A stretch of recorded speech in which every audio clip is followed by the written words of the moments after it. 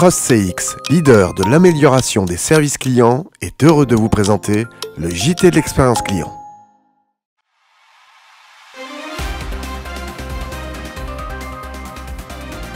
Bonjour à tous, bienvenue dans le JT de l'expérience client.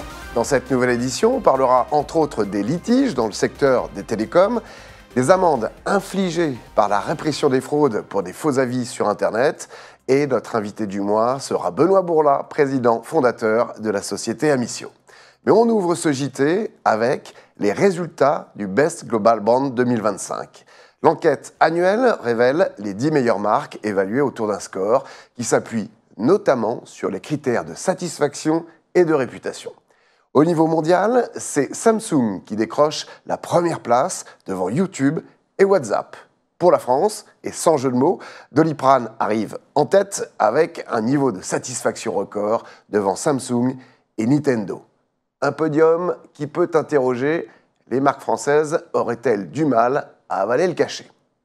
Baisse des litiges dans le secteur des télécoms.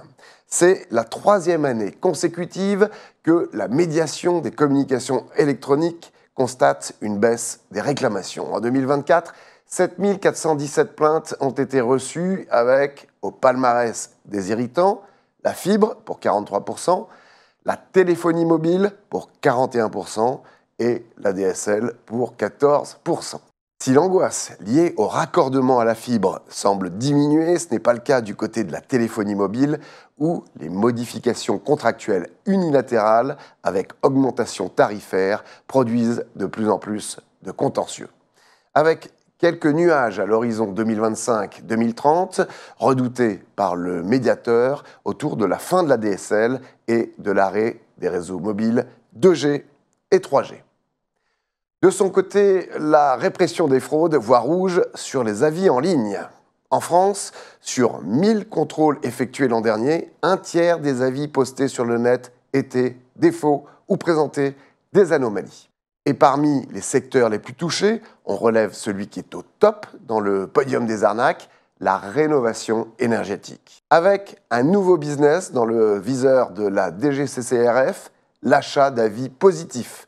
Le gendarme de la toile a dernièrement sanctionné lourdement une agence immobilière qui avait demandé à ses salariés de poster des faux avis, la bourse ou la vie. En lien avec cette info, mais à l'étranger maintenant, direction l'Italie, où les restaurants ont maintenant le droit de demander à leurs clients des justificatifs afin de pouvoir partager sur la toile leur expérience. Une pièce d'identité et une facture prouvant que vous avez bien fréquenté l'établissement sont en effet indispensables pour laisser un avis dans les 15 jours. Une belle idée de pratique antifraude que certains aimeraient voir étendue aux réseaux sociaux, alors que d'autres redoutent une baisse significative des contributions en ligne. Je vous présente Nadia Eclair, robot serveuse à Nairobi. Elle se déplace entre les tables pour apporter les commandes aux clients. C'est une première en Afrique après que l'innovation a été implantée en Chine, au Japon, aux États-Unis ou encore en Europe. Nadia Eclair ne peuvent pas encore fonctionner sans interaction humaine, mais attirent une clientèle curieuse d'une expérience nouvelle. Et si, au-delà de la technologie et de la fonction de service, ces robots avaient d'abord un rôle clé marketing dans une expérience de divertissement. Mais doit-on leur donner un pourboire? Ça, c'est la question. Au Canada, ça roule pour l'expérience client chez les constructeurs automobiles. À Toronto, dans le cadre du Salon international de l'auto, le PDG de Toyota Canada a promis de porter une attention constante sur ce qui compte le plus, une excellente expérience client. Cyril Dimitris rajoute vouloir que chaque interaction avec les marques du groupe soit remarquable. L'expérience client est maintenant embarquée dans la voiture et ce n'est pas une option. Il est temps d'ouvrir la page des événements. iNews Expérience Client sera au trophée CaliWeb 2025. Le 19 mars prochain, les trophées pour la meilleure relation client digitale seront remis aux heureux élus parmi 235 entreprises testées au sein de 15 secteurs d'activité. Avec pour Graal le trophée des trophées de la meilleure relation digitale cross-canal. Rendez-vous donc fin mars pour notre reportage sur l'événement et dans notre prochain JT pour un bilan du Cru 2025 avec en invitée exclusive Carole Sasson, directrice Cossédal Conseil Caliweb.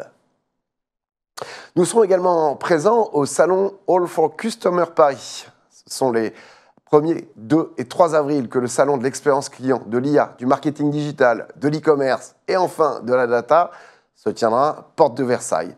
Le thème de cette année, le futur adaptatif, intelligence et transformation. Reportage à l'issue du salon, début avril, à découvrir sur notre plateforme. Et puis bien sûr, le gala des directeurs de l'expérience client. Rendez-vous le 3 juin prochain pour la 12e édition de ce rendez-vous incontournable avec des records à battre par rapport à 2024. Décideurs de l'expérience ou de la relation client, inscrivez-vous sur l'adresse qui s'affiche. L'an passé, 230 participants étaient présents. Côté audience en ligne, c'était près de 35 000 personnes touchées avec plus de 450 000 vues de l'hashtag Gala Expérience Client. Passons maintenant à la vie des affaires avec les nominations. Brico Dépôt accueille 3 nouveaux membres dans son CODIR sur les postes clés des directions marketing et digital, DSI et aux opérations. À noter que François Chardon, en charge du marketing et du digital, animera également la relation client. Grégory Ayot vient d'être nommé directeur commercial retail professionnel de BPCE Factor, après avoir été récemment en charge de la commercialisation de services liés à la gestion de postes clients. PepsiCo France fait évoluer son CODIR et annonce les nominations de Sophie Calvez, Fanny Jiquel, Alexandre Thierry et Julien Deigné. PepsiCo indique, je cite, « Ces nominations renforcent la proximité avec les clients et les consommateurs et accompagneront la dynamique d'innovation du groupe. » Toujours dans les bulles chassées-croisées avec Vincent Rossignol qui quitte PepsiCo justement pour rejoindre le leader mondial des machines à gazéfier l'eau, SodaStream, comme directeur commercial France. Voilà, c'est l'heure de retrouver mon invité du mois, Benoît Bourla, président fondateur d'Amicio. Ne zappez pas, c'est juste après ça.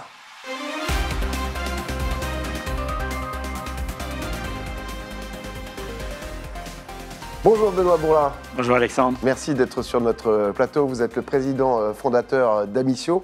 Amicio, c'est une entreprise française qui se consacre à transformer chaque interaction en une opportunité d'enrichir durablement la relation entre les marques et leur public cible. Amicio qui est également la première prestataire à être entreprise à mission, Amicio à mission, ce qui souligne son engagement pour une performance durable et responsable. Preuve en est, Benoît, Amicio a obtenu la certification Service France Garantie pour féliciter votre engagement sur le développement économique local, la qualité de vie des collaborateurs et votre volonté de promouvoir une approche responsable dans vos activités de centres de contact qui sont, rappelons-le, 100% en France. Autre chose importante, Benoît, avant de vous passer la parole, vous avez aussi décroché le titre lauréat or dans la catégorie promesse employeur qui met en avant votre motivation à promouvoir la qualité de vie au travail et le bien-être des collaborateurs sur tous vos sites. Alors Benoît, ça se concrétise comment au quotidien finalement chez Amicio ? D'abord, c'est 2 preuves de notre engagement et 2 preuves qui amènent cette réalité, parce que le service France Garantie, produire 100% en France, c'est une exigence au quotidien, c'est une exigence d'être toujours avec une valeur supérieure dans un contexte où la pression sur les prix qu'amènent tous ceux qui sont à l'offshore n'est pas possible pour nous. Et donc, on a un besoin de justifier, de montrer cette valeur tous les jours. Et sinon, on est assez vite challengé, remis en cause. Le deuxième aspect, la médaille d'or de la promesse employeur, d'abord, c'est une récompense pour nos services RH de nos centres d'attention. On appelle nos sites centres d'attention parce que c'est à la fois pour les clients, mais aussi pour une attention pour les collaborateurs. Et dans le contexte économique que je viens de citer, de pression sur les prix bas, il faut faire preuve de créativité pour donner envie, donner du sens au travail à l'ensemble de nos collaborateurs. Alors ça se fait au quotidien à travers des enquêtes d'opinion, à travers des tables rondes, pour suivre justement les actions de la mission, pour suivre l'organisation du temps de travail, pour aller chercher l'autonomisation des équipes, un certain nombre de sujets qui font qu'on vit mieux au quotidien. Ce qui vous permet, j'imagine, d'être très réactif très vite aux attentes des clients et des collaborateurs. On essaye.